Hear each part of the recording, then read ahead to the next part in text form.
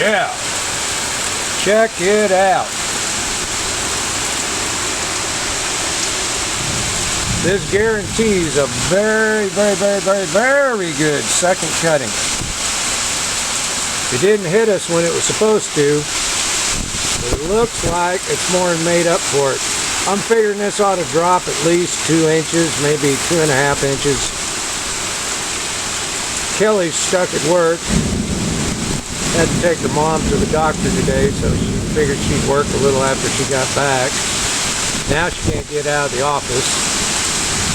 No way she can drive in this. I don't know when she'll be home.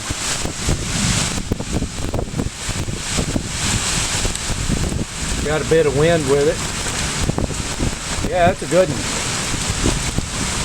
It's a good one.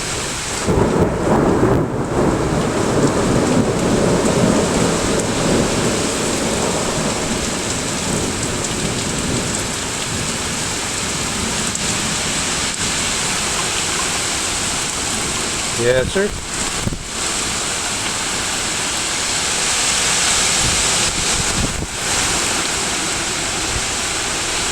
Sometimes the bear bites you, sometimes you bite the bear. I think we bit the bear today.